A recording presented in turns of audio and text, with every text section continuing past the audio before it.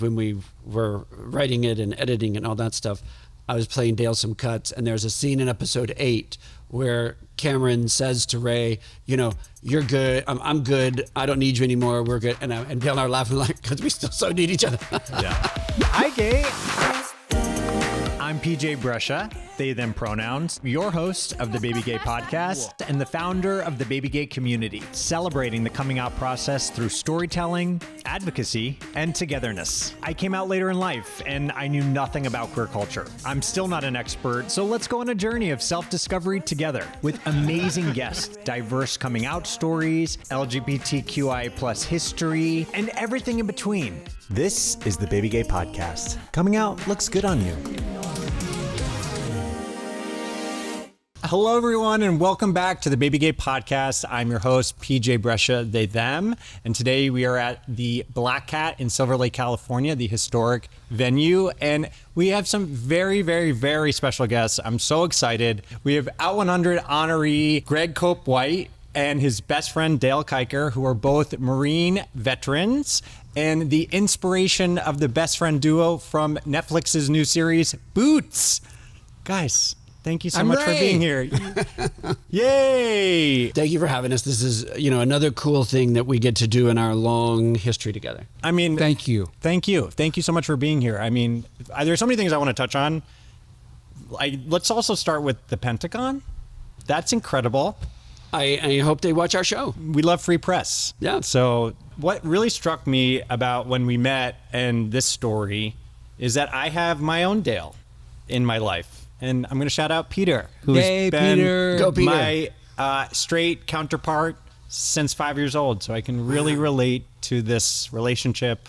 That it was one of the cool things about after the book came out, when we were looking to shop it around, that was what people were so interested in. We're so blessed to be produced by Norman Lear, and I worked for him on a couple of other shows, and then he wrote the foreword to the book.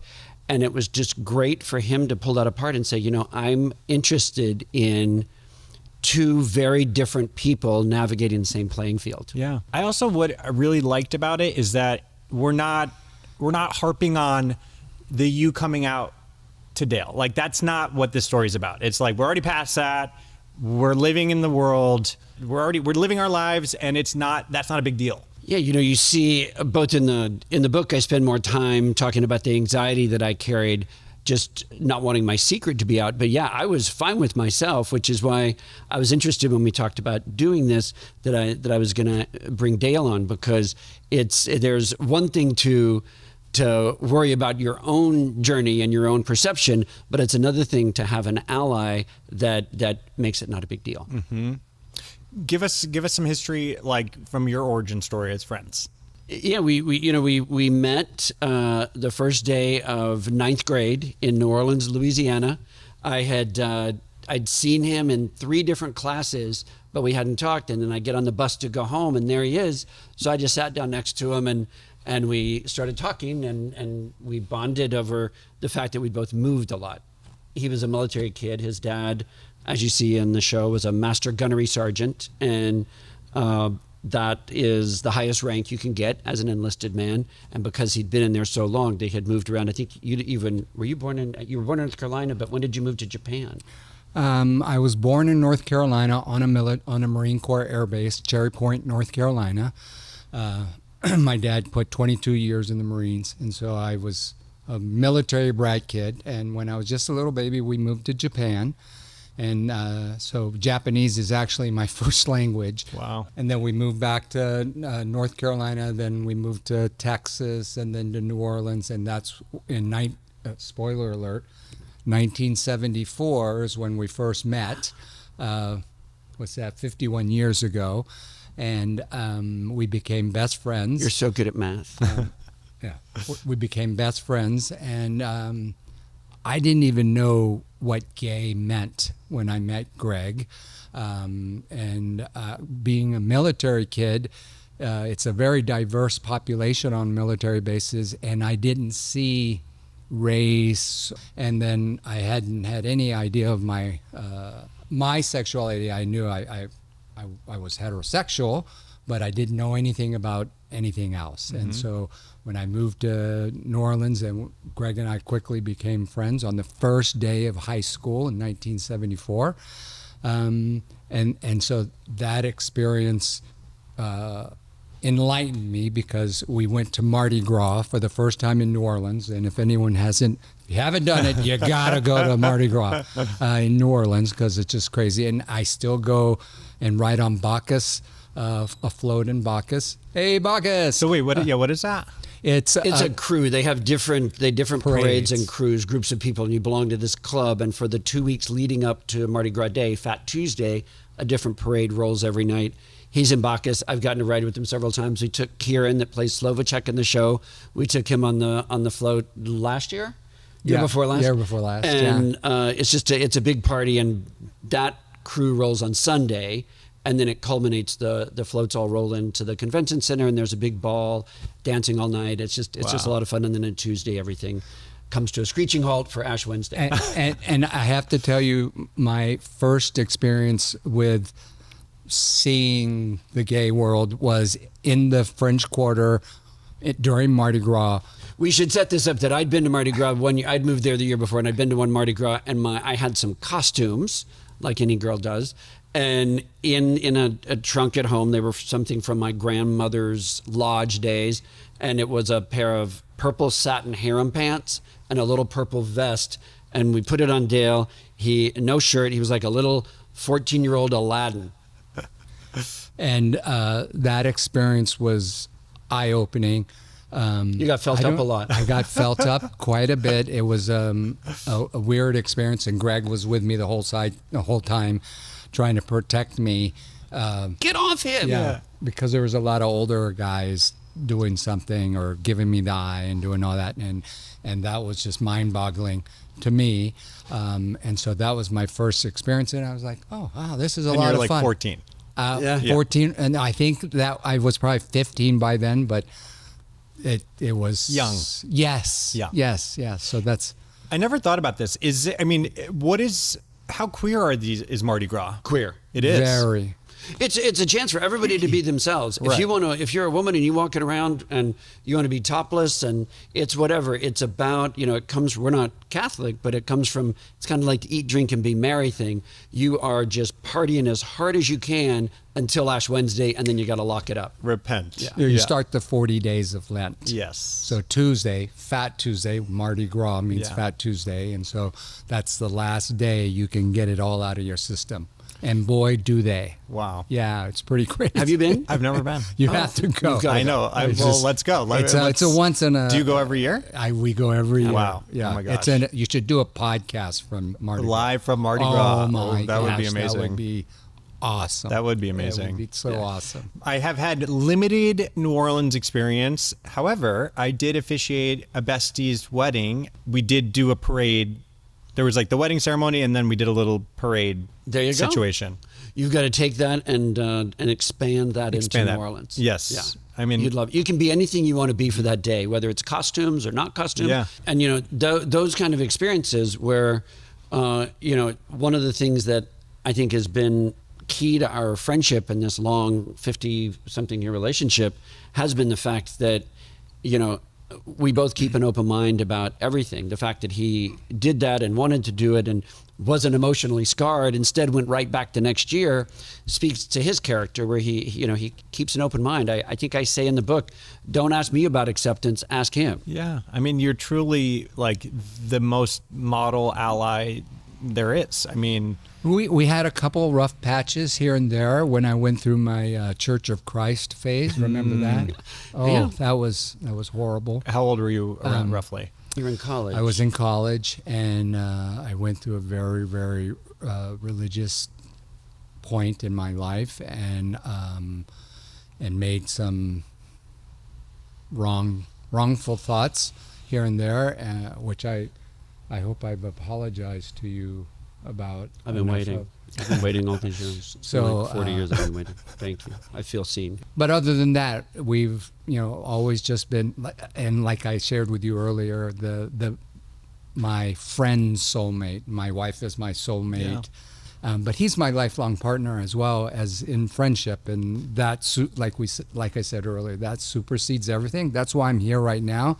That's why he went to boot camp with me, and that's why all my kids and all my grandkids, I have 6 grandkids. Hi, grandkids. They're so cute. He's Uncle Greg to everybody. Yeah. And he's part of my family. Yeah. And I hope I don't get a little teary-eyed during this thing, but I might. So, I hope you do. Let it well, out. It might come you out. know? So It's a gift that I never saw coming. You know, I didn't expect. When you're a gay kid, a lot of times, or anybody that's feeling other, I can speak for myself, you're worried about coming out because you don't want to be rejected. You don't want someone to say, okay, I now won't have a relationship with you. Yeah. Well, obviously, as we all find out, when we do come out, if that happens, that's a them problem. We get to walk our truth and live in our truth. And I'm so happy with the fact that A, it was never an issue, but B, the gifts that he's given me, I never would have had that. I don't have children, but I got the chance to, there was a period where he was a single dad, and I got the chance to help raise his kids. And I wouldn't have had that, and I wouldn't trade that for anything in the world. They're all fantastic kids, not for anything that I did, but they're all just the most loving and successful kids imaginable. They've all turned out so well. Don't any of you screw up. And if you do it, that's okay. Just get back on track, Yeah, Greg was instrumental in me being the father that I try to be even now. He kept me on track, and I owe him a huge gratitude. Thank you for being that guy. Throughout my struggles with divorce, and he made me a better dad, and they just love him to pieces. Well, again, it's just something I never thought, and we did it together, but we also didn't even think about it. It was just what we were doing that day. Yeah.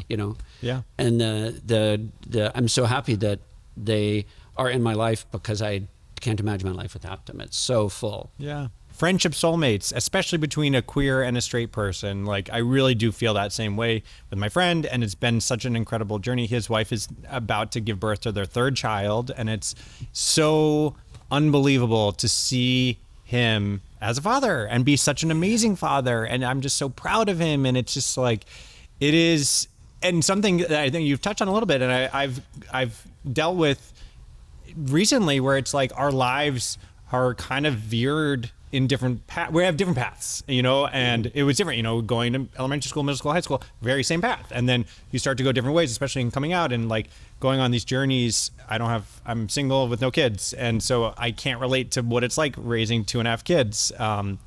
But there's still this forever bond that we will have. And you're there for those kids. You're there, and they're going to love you just like, just like we expect. It's true that we take those different paths, but when they converge, it's because we are soulmates. Yeah. Yes, our spouses are very close. Our little foursome is tight. Yeah. But they are totally respected the fact that this is this, and then that is that. Yeah.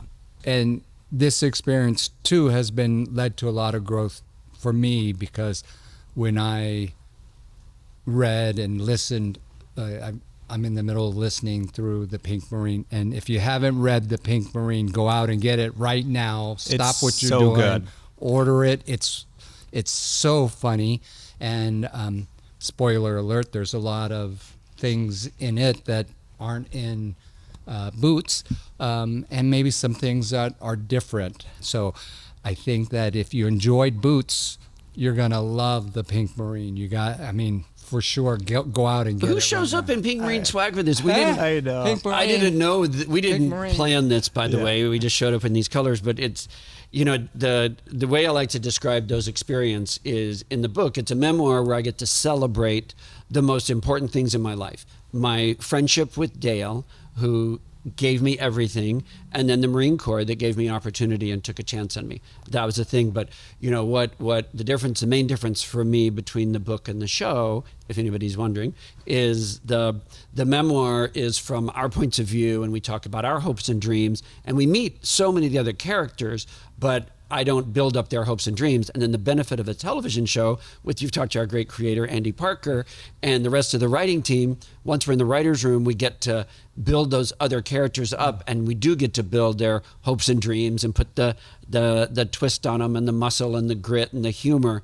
And that was what was so fun, was watching all these other characters come to life that we've known and loved. I mean, let's face it, I've been dining out in these stories for a long time. So it's fun to now see them have this new life. You know what touches me, though, listening to the book, and it's by Greg. Greg narrates the book. I had to audition for it.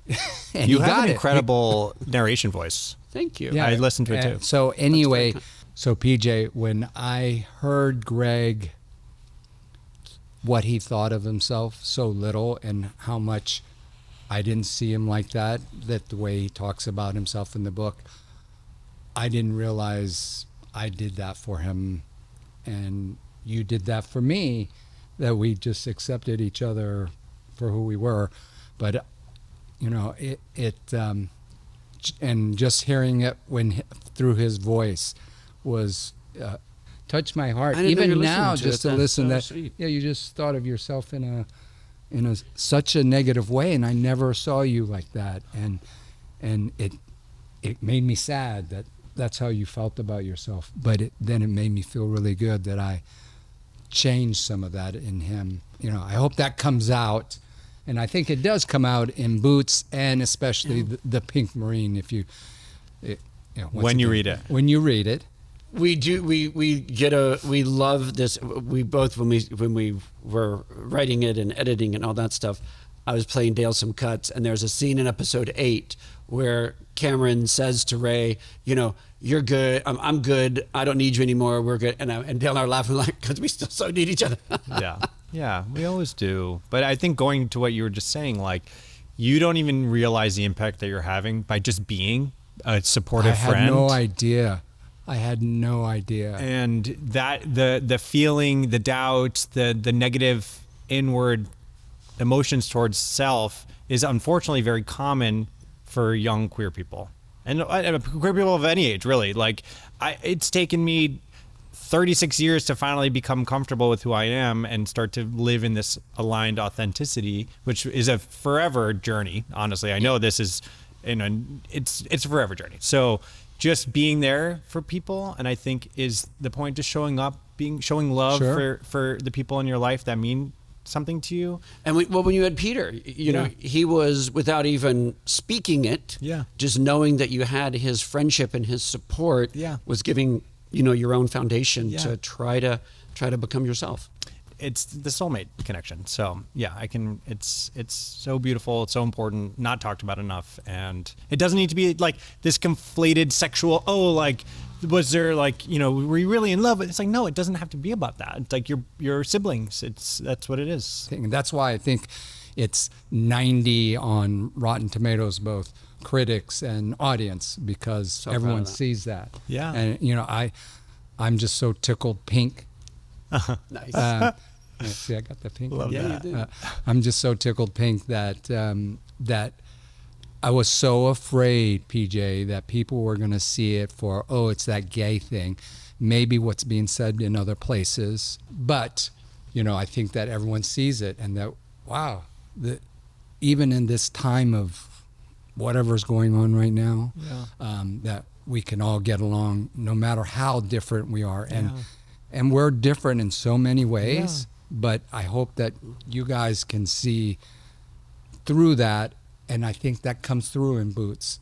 And I always have to remember, both in real life and the book and the show, the chance that he took by going along with this craziness, you know, because when we enlisted in the Marine Corps, I just thought I was going to summer camp. Right. And that wasn't a joke. I tried to talk him out of it. That's for real. But when he tried to talk me out of it, he's saying, "You've never run a mile. You know, you don't know what they're doing. You don't know the lingo." he never said, but you also shouldn't go because you're gay. When we knew that, and when it went down, we lied, we got our way in. He had to put everything on the line too, because if they found out that he was complacent with that, his career would have been ended, and it would have been a terrible thing, because he was in there to make his father proud, which he did 100 times over, and that came through. But there is a funny story that is in the book. We didn't have time for it in the show, but I didn't weigh enough to get in, and I was like 14 pounds shy. Skinny. So I thought, when they told me I failed the physical, I'd already lied. I had this poster boy Marine looking at me. I'm this scared little teenager, and he's saying, "Are you homosexual?" And they ask you that 8 different ways, and I was not ready to come out, especially not to him. And I passed all that, and then got down to the physical, and I was 14 pounds underweight, and I thought it was over. Came out of the doctor's office, and Dale immediately said, "No." I was on the wrestling team in high school. I had to gain or lose 5 pounds in a weekend if the weight class was full. And we went and I still have it actually, we took a Charles Chips can, shout out to Charles Chips, those big metal 5 drums. gallon things. Yeah, that his mother had, and we dumped it out and we filled it up with peanut butter cookies and Nutter bananas and all that stuff. And we'd drive around New Snicker. Orleans, hanging out, seeing our friends. And I had it in my lap, and Dale would say, "Eat a banana." And I said, "Oh, I just ate that sandwich." Look, I'll eat a banana. If I can eat a banana, you can eat a banana. Yeah. He did become a doctor. Yeah. And so he would motivate me, and he'd eat the banana, and I'd eat the banana. Oh, so full. He gained 18 pounds from that and went into boot camp heavy. And I had to get a waiver because I actually was over the maximum allowed weight for my height. Oh my gosh. But since I was in good shape, Yeah. they said, "Oh yeah, you get a waiver." But there's no waiver for the minimum weight. You have to be a minimum weight Yeah. to even get into the military. And Greg, I didn't wasn't there. gain it all from the food, as you know from the story. Yeah. I did have to take one more step, which is in the book, and it is so funny. And we hear it in the show with another character. But I just love the fact that he never held that over my head. He kept up. And another big difference in the book and the show that we just Spoiler. He was honor man. Dale graduated the number 1 person in the platoon. He is a winner, baby.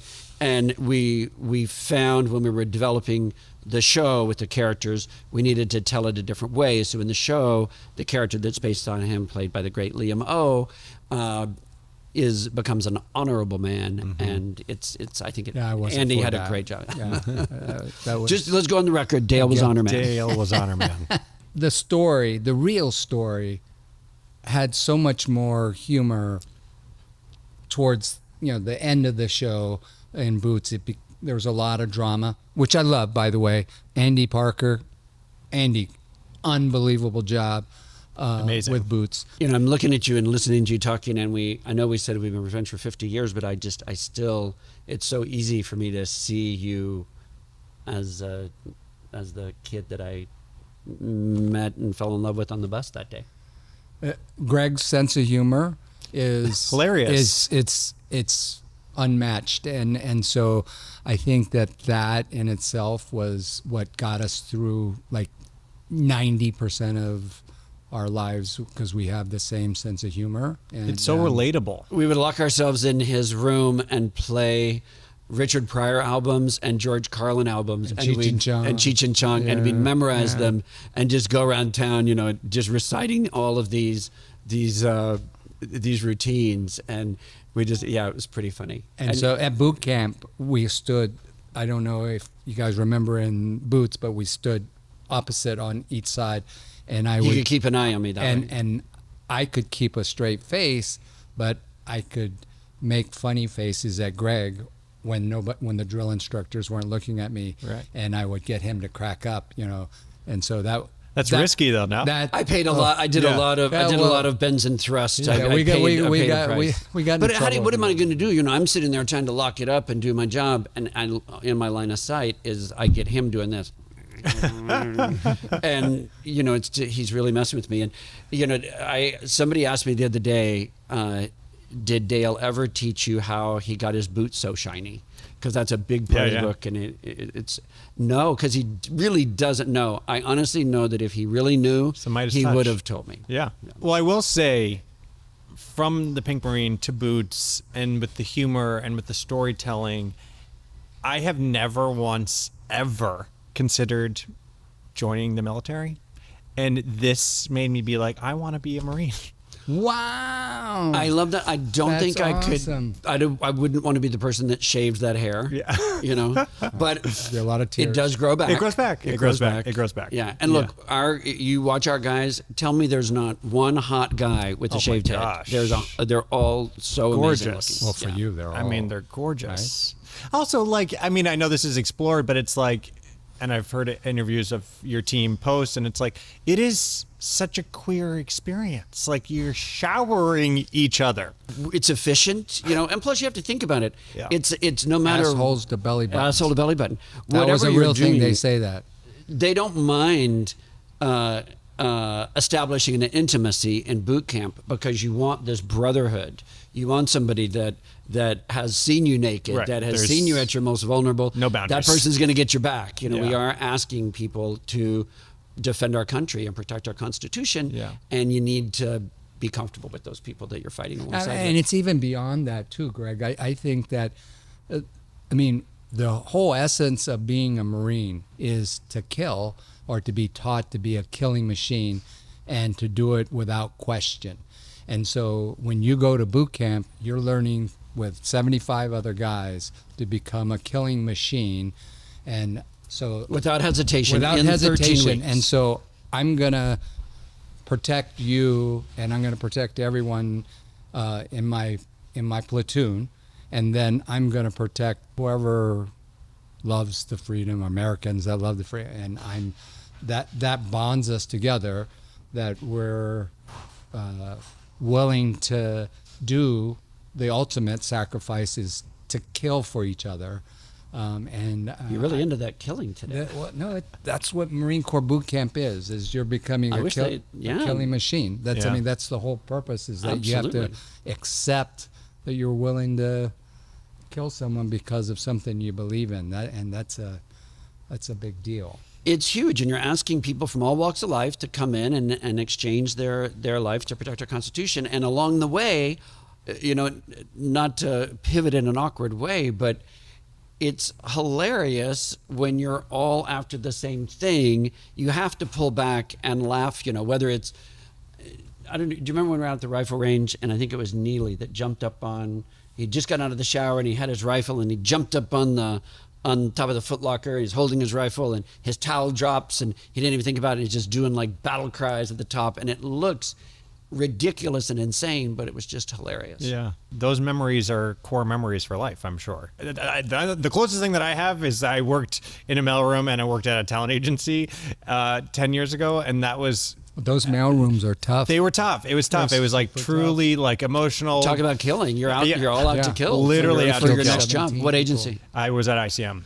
That was my first agent. Yes. So I moved out here to be a talent agent. So like started in the mailroom at ICM, rose up, but like trauma bonds with my fellow assistants of that era who are still like lifelong friends. Like There was a great book about assistants in Hollywood a few years ago. I forget A what new it one? was. No, it was a few years ago, but it was all the crazy things that assistants had to do to clamor up. And yeah, you're a killing machine. it is. I mean, it's obviously not at all similar, but like the trauma bonds that we went through will forever connect us. So I'm sure you have that. I mean, obviously. Well, and also, you know, this experience, you know, while we were destined to be friends forever, going through that experience together gave us not only that experience, but it also gave us a different way to look at each other and respect each other. Yeah. I think probably his parents were probably wondering why their son was hanging out with this little gay kid. And, you know, after I became a Marine, his dad actually looked at me in a bit of a different light. I think our relationship was solid, and if I had to earn his respect, I earned his respect, but it was a lot of fun. His parents were amazing. Yeah. You'll read all about him in the book. Yeah. My mom, she questioned me about Greg, and she wanted to know if he was gay. Mm-hmm. But she had this thick Japanese She had accent. to tiptoe. And so she came in and she's like, "Dale, can I ask you a question about Greg?" I said, "Yeah, sure. Is he foggy?" And I'm like, "What?" Is he a weather condition? She goes, is he foggy? And I said, I think, do you mean is he a fag or is he faggy? And she's like, yeah, that. And I said, Didn't you do the hand? Yeah, like this. And I said, yeah, I think he is. But then she just left the room. She's like, okay. Like, But so some of No opinion about it. some of those stories get totally missed. Boots started out, or not Boots, but the Pink Marine started out as just me and him going through boot camp together. And spoiler alert, they kind of decided to change some of the things and make it more of a. We just talked about it. It's an ensemble. Yeah. We made it an ensemble. Yeah. Black, Orange is the New Black. Yeah. Meets Private Benjamin or something. Yeah. And you probably don't even know what that meant. I'm familiar with her. I can't. I don't. You've watched Yes. You've watched Boots now. You don't. Yes. It's a great show. Shout out to Goldie Hawn. She did a great job with that. But you're kind of seeing that fish out of water in our show as well. Totally. And I mean, talk about how proud and incredible writing your story, and the ultimate dream for most folks is to have it be picked up and be a TV show. And it not only was picked up, it's a successful show. So it's like, congratulations. Like Thank you. It is mind blowing. Season 2. Yes. Season 2. Let's hope. Sure. It's mind blowing to come from a place where I had to serve in secret to having the story be this out loud. And what's the most heartwarming thing, I shared with you an email that I got yesterday.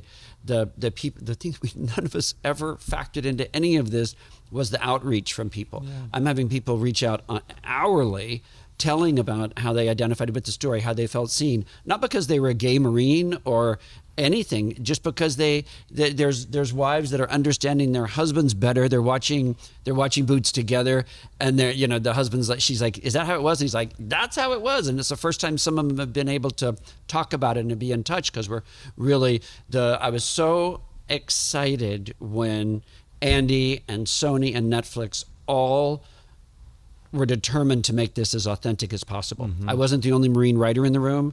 We also had the great Megan Farrell Burke and Nick Jones Jr., both Marine veterans. They're in there crafting these stories and building these characters. And when it came time production, we had 3 military advisors. I was just talking to Travis on the way over here, and they made sure that we were as authentic as possible. Obviously, things in Hollywood have to change a little bit, because that's just how it is. But it really is exactly how it was. It's a vibe that I knew was unique and special. So when I went to tell this story, which, as you know, I had a different reason for beginning to tell the story, and then to attract Norman Lear, that blows my mind. And I've been so blessed and proud to have the ability to work on his shows, and now to deliver this hit as a Norman Lear show. I'm just so humbled to be in his world. Yeah. It's bonkers. That's is for you, Seth. It is. It really is bonkers. It's bonkers. It is bonkers. My son-in-law wants to really make bonkers go bonkers viral again. We're trying. It is truly bonkers. Yeah. And I mean, so let's talk about Norman Lear for a second, because icon. World War II combat veteran. He was so proud of his country and so proud of his military service, and when I amazingly, luckily got a job working for him, he loved the Marine Corps stories, and he had his Air Force stories, and he called me sergeant. That was my rank when I ended my time. And there was another producer that also worked for him named Rachel Davidson, who would hear him call me sergeant, and she's like, was that a joke, like calling a big guy tiny? Right. And he's like, no, that actually was a sergeant in the Marine Corps. So when it came time to write the book, she was the first person to option it. And then when we went to him to see if he was interested, his partner Brent Miller and Norman, they're like, hell yeah, we're interested. So I can't believe that this little story has the platform that it does, but I'm here for it. Yeah. I mean, and when you retire from being a doctor, maybe you should be a PR guy. Seriously. Seriously. No, you have your first client. Yes. What I just want to keep going over is how this story touches everyone, no matter who you are, religion, sex, race, how you just think differently, or who you are, anything. this touches. That's why it's so popular, I think. Yeah. Here's the email that I got, just one of many that I got yesterday. This person had to find my email, go on my website, find it, and take a minute to write this. All it says is, the message is, straight men here, I love you and your show. The fact that he felt the need to reach out and do that it overfills my heart. Yeah. It is overflowing with gratitude that people are taking this story and finding their own way in. People are dressing up for Halloween in Boots costumes. Yeah. And is there any higher praise? You know what that is, Gwen? What is that? Bonkers. Seth, we're going to make it work. It's working. Yeah. It's working. Yeah, I mean, I can relate. Just writing, I think writing your story, sharing your authenticity, not just, you don't know where it's going to lead. You don't know who it's going to affect. Like, I think that's what's so important nowadays, is that more and more queer representation in media needs to be seen. And like, even more now with everything that's going on in Washington, that we need to continue to share our stories, humanize the queer experience. We are capable of anything and doing anything that we want. Being a Marine, where that's the in the tropes, that would not be a place for queer people. But guess what? It is. It is. Because the Marines took a chance on me, and it wasn't because I was special. They'll take a chance on anybody. And so while I'm not saying go out and enlist in the Marine Corps, what I am saying is, if you want to do that, do that. What I learned is I was putting limitations on myself. Would this person accept me? Could I be in this world? And that's a me problem, because I found out that as long as I did my job, which is whether it's being a friend and being there for that, or being a Marine, then I got the respect that they gave to anybody else. It's really it's the great equalizer. Everybody gets the same chance, and it may not be for everybody, but the takeaway is, no matter who you are or what you think of yourself, you still get to walk into any room. You get to join any club you want to join or try. And just, the fact that you have this podcast now and you're broadcasting these stories out in the world, there are people that are listening to you that don't feel safe to live in their authenticity, but because you're inspiring them to see that it is possible. And you have all these guests that come on that are living in their truth and being happy and carefree and confident. Everybody can have that too. Just when it's safe for you to come out.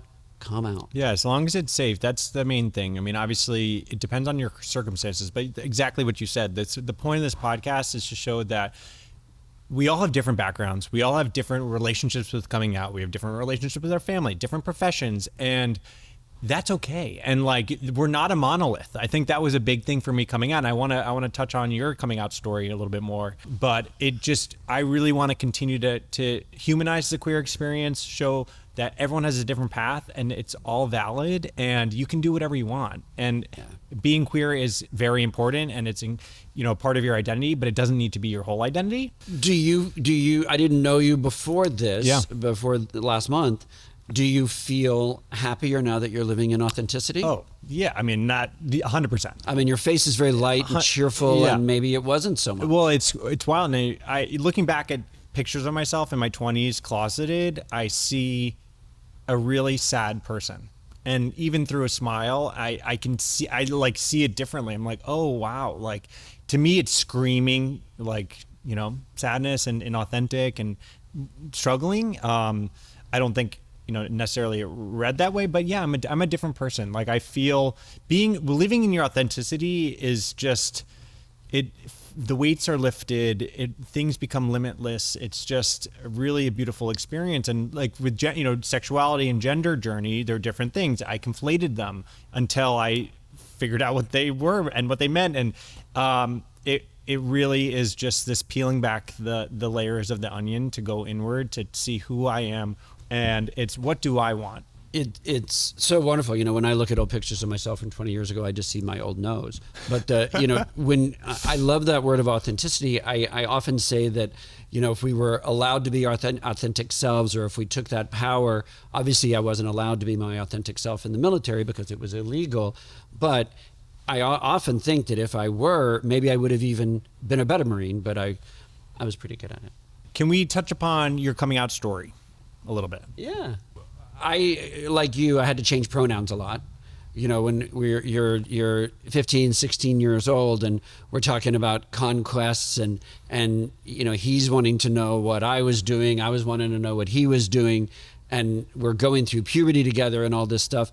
And I was having experiences with women, with girls. That was just part of my background because, like you, I was living for someone else. I thought that's what I was supposed to do. And so I would tell him those stories, and I knew he wanted to hear that. I wanted him to be excited, but at the same time, maybe there was a part of me that hoped he never found out because I was afraid and scared that he would then reject me and say, "No, I can't be your friend." Again, that's a me problem. Mm-hmm. So yeah, I would tell those stories. I just assumed that he was straight because I didn't really understand anything else. He would tell me stories about how he had an experience with a girl the night before and how she was really enjoying him, if you know what I mean. Mm-hmm. Hint, hint, nudge, nudge. Mm-hmm. And I'm like, oh yeah, and then did you do this? And we'd share those war stories. And I took out Susie Rottencrotch. That's what we say in the Marine Corps. That's what we call girlfriends in the Marine Corps. Yeah, whenever you get a letter, it's like, Susie Rottencrotch wrote you a letter. Yeah, and so anyway, I'd tell my story, and then he'd tell his story, and then I kind of started suspecting things, and then I'm not really sure along the way what age it was, but then it started I kind of like, and then I think my parents were kind of the same way, like, yeah, we think maybe. They didn't doubt me because I was kind of girl crazy. And but then I felt comfortable, and one day I did, we were talking about it, and I tested the waters. It was very tentative and with a lot of trepidation, and just said, hey, all that's great, but I think I'm feeling a little bit different. I'm thinking a different way. And he was so there for it. Yeah, we just had a lot of open conversations about it, and here he likes we are, the 50. details. Yeah. Yeah. How old were you? I was about 15. Okay. We went through, But I don't think that's when you came out, right? Did I ever? Surprise! Is that how you do it? That's how you do it. That is how you do it. Yeah. That's the coming out. That's the emoticon. That if someone draws emojis for that and sells them to, I'm here. Yeah, that's here. the emoji for coming out. Yeah, that's a really good one. Yeah. And was not Dale the fist bump? Maybe it depends. Well, it depends on what you're into. Yeah, exactly. It might be. There's some bumping. Was Dale the first person you came out to? Yes. Yeah. He was. Look, he was my only friend. Yeah. When you go to 13 schools in 11 years. And that's just so sad that I when I was hearing that over and over in the book, that just. I know. You mean I wasn't your only friend? You had John Hart. Other stuff. You had, So, but you were my only gay friend. Okay. Which I didn't know. But that really made me sad. Yeah. Hearing and reading some of that, and you'll get that message when you get the Pink Marine and really feel what Greg was going through. But I think with the one friend thing, and whether it's the book or the show or real life, the fact that I went in this experience with one friend, that foundation let me build other friendships. So by the time I got out, just like you see in the show, I had a lot of friends, and they were friends that I would have never expected. I had to get over some prejudice myself. You did too. When we got to boot camp, we'd never, neither one of us had ever slept in a big room with 50, 60, 70 other guys, 75. Black guys, white guys, Latin guys, whatever. And the drill instructor gives a speech the first night, and this is where the title of the book came. He gives a very serious speech, and he says, look around. He knows people are uncomfortable. He says, look around. There's no more black, white, brown, anything. Everybody in here is green. You're dark green, light green, and in the fuck between green. And because it was so in my mind, I didn't want to get busted. I'm thinking, and maybe one pink. So that's where that came from. But again, as I got comfortable in that environment, and for the first time, I had men telling me that I was doing a good job. I was raised by a single mom. I had, men telling me I was doing a good job. And of course, he'd been telling me that for years. But to have that support gave me that confidence. And then the more I got comfortable, the more I was afraid of losing it. And that's why the secret had to just stay, because I didn't want to leave this. I didn't want to let him down. I didn't want to fail. And I didn't want to leave this club that finally was saying I could be a part of it. Did you come out to any other of your Marine friends while there in boot camp? Not in boot camp. Okay. Not in boot camp. I did. I dated Marines later, so obviously I came out to them. Right. Surprise. Yeah. But I came out to my family because I was working construction for an uncle's construction firm, and there was a really good looking carpenter. He was just perfect, and everybody was thinking that he was gay because he was so beautiful.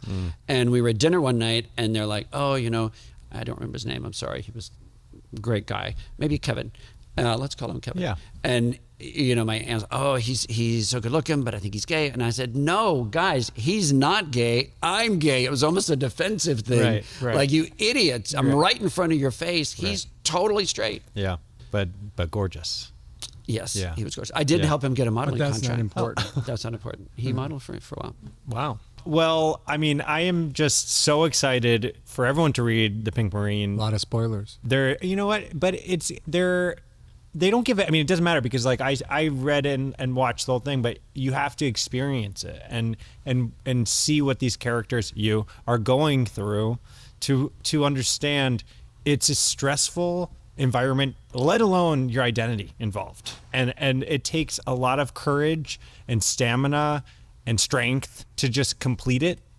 Period. It's wild. It's wild. And in that first episode, when Cameron's inner voice personifies and is telling him, Cameron isn't sure how he's going to make it through this, and that inner voice says, you think everybody here, you think no one else is scared, that no one else is everybody's hiding something. Yeah. And that was important because as Dale and I got to know our fellow recruits, it was heartbreaking sometimes when we found out that there was the recruit that couldn't read or write. Right. That was kind of painful to know that. And we wanted to help him as much as we could, but there's only so much we could do. And he met with a tragic ending. He didn't die, but it was heartbreaking. And then the more people, the character both in the book and the show that loses weight and rejoins the platoon, I'd never seen anybody fight for their life before. So I was learning, watching other people overcome their own insecurities and fears at the same time that I was overcoming my own. It all happened. I know it's crazy and the stories are absolutely wild, but that's why I knew that this story had legs. And the reason, I think nowadays, now that people have seen the show, all my friends that have been listening to me talk about this since I published the book 10 years ago, and I've not shut up about getting this show made. Yep. I think hopefully now people are understanding, oh, that's why he wouldn't shut up about it.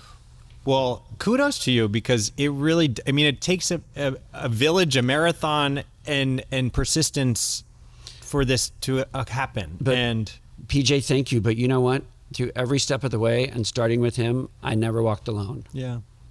The team that we built, from him to Rachel and Brent and Norman and Andy and all these actors, and the crew was so dedicated to this project. The set was so behind the story and the fact that they, everybody found their way in. Mm-hmm. I saw it when we met at the NLGJA conference. There was a bunch of the cast there as well, and you could see the camaraderie. There were some members that weren't initially going to come, but then they drove like overnight, like hours and hours to be in the audience. Yeah. They were there, and it was so heartwarming to see Cedric and Nick and Blake and Brandon come up from 5-6 hours just to be there in the audience for that, and the fact that they are a unit and a family. And I would tell them during filming, you guys are having a real Marine experience. We put them through boot camp, but and they really did get close. And those boys they are They are inseparable. I was with some of them last night. I'm just the old guy hanging along, the old uncle, crotchety uncle, but they're such a unit and such a family. And that's why I want, I'm so grateful that people are watching this so much. And I really hope we get a season 2 and a 4 and a 5, because I, for one, want to see these stories continue. Yeah. That's just so incredible. I don't take any of it for granted. Yeah. I'm absolutely overwhelmed by everything. Yeah, I'm sure. When seeing it for the first time, I just thought, oh, this is special. This is a hit. This is incredible, and you could just feel it. And I'm glad. Really? Oh yeah, cool. You could. We I were see it outside from a different perspective, Totally. I don't know. I'm like, I'm really liking this, but I'm supposed to like this because this is about me. Right. Doesn't say all the bad stuff about me. Yeah. Yeah. And so There's very little. I really like that the people have accepted it. You could feel And it. I just want to thank Ray, the real Ray, Liam, for being so good looking and for making me look better than I am. All the actors were incredible. Yeah, and They're Miles, so you good. got to be thanking Miles forever. I thank him every Because day. look at this He and honors look at us in mine. every frame. Yeah. We were at a screening in New York a few weeks ago, and Dale was there, and we're leaving, and Liam's father came up and grabbed Dale and said, Liam's just trying to make you proud. And Dale said, I was never that good looking. And So then he's I doing that, introduced yeah. him to his future wife, Wow. my real wife. Right. Okay. I said, hey, here's got it. here's who you're going to marry and Right. whatever. So can we play a little game? Yes, we love the So games. it's called the BFF Challenge. Oh my God. So it's kind of like it's not a test of how well you know each other, but we're gonna ask questions and you're gonna Mary point. Poppins. What is that, Mary Poppins? Your favorite movie? Bonkers. Your favorite. It's bonkers. It's gonna be who we don't. No words are needed. It's just pointing like if you'll respond with like who is Who does the this most. fit? Who is the most, and we'll go from there. Okay. Yeah. Okay. Who was more nervous on first day of boot camp? Okay. Who made the first move to become friends? I said next year on the bus. You know, it was almost simultaneous because we had the same bus stop and we got on the bus, but we didn't really notice each other. And then I just noticed Greg throughout the day because he was in several of my classes, I guess, just with our whatever we were On the same track. Yeah, the track we were on the same. And then when I got on the bus, I saw Greg and I made eye contact, and then that's when we recognized like we've been seeing each other a lot today, and then We're gonna be lifelong just friends. something kind of connected, and we sat down in the same seat together, and August. I can't remember the day. 1974. August of 19. I can't remember the day of August, but August 1974. That day. We could probably find that day, find out what day West Probably, Jeff started high school in 1974. West Jefferson High School. Shout out to West Jeff. Yeah. Find the day, circle back. Yeah. Anyway, from that day on, we've been best Okay. friends. But that was the moment. So Next. it was simultaneous. Yes. Okay. We'll credit the universe for aligning your paths. Okay. Who got yelled at more by the drill instructors? He was kind of he was a bit of a rapscallion. The more you're in a leadership role in boot camp, the more you stick out, and so you get yelled at quite a bit. They expect a little I was the bit. scribe. He was the squad leader, Yeah. and he was. He was kind of like the teacher's pet. The scribe is the teacher's pet, so you get like special treatment, and you're not on the same schedule as everyone. You could Kinda go eat by yourself. the and- schedule. I got manicures and pedicures Yeah. every week. You did? Food delivery whenever I wanted it. No, I was I like, got nothing. I don't remember that for the book. I had extra work. Yeah, Being yeah, the scribe yeah. meant I had extra Yeah. duties. but it yeah. was more this work than Yeah. and so and then he had insider information that Yeah. he would pass on You had some to me. control. Yeah, so I signed so, Firewatch. Yeah. Yeah. power, yeah. baby. Yeah. I actually started out as the original scribe, Okay. and then I don't know if you even know this, You got fired. but I don't know if he even knows this, but I told them he would be a good scribe. You've been the hype man since day one. Since day one. Yeah. Thanks Yeah. for the thank Yeah, you. yeah. Who Next cried question. first at Boots? That's gonna be a draw. I I cried right off. The Yeah, bat. I think both. I'm It's kind of even. a We both. slithering idiot Seriously. on Yeah. certain, as you probably Yeah. already caught on. We're both very wet. Yeah. Who changed the most during your Marine days? Since your Marine Oh, days? since. I'd have to say Greg. I Right? guess me. Yeah, There because isn't you're, who knows. I mean, well, no, and you're just you're comfortable with who you are, goal oriented kind of guy. I kind of took the Marine thing and ran with it. They gave me some gifts that have made inroads to other areas possible. I don't think that I'd have the career that I have. I don't think I would have decided to write television or write this book. I don't think I would have done a lot of things. But having, this ally as a foundation and then the Marine Corps thing, it definitely allowed me to be extra. Yeah. And by the way, you being such an incredible ally, that is being an activist. Okay. So, Nice. yeah. That's how I was an activist. Yeah. Yeah. Who gives the best advice? Gosh. We both rely on each other so much, but he is a doctor, and anytime I have ache or pain, he figures it out. Oh, yeah. Who's more likely to be an intense drill instructor? Me. Definitely. He was a really aggressive squad leader. He punished his own fellow recruits. They're the same rank and everything, and him. Yeah.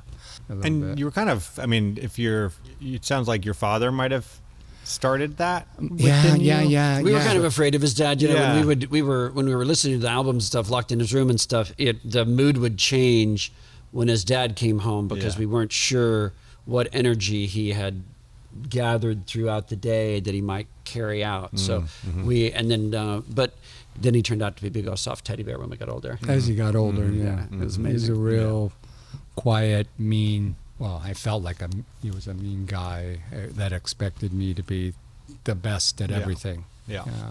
And you were. And you were. Sometimes, yeah, not all the time. Who's more likely to start the party?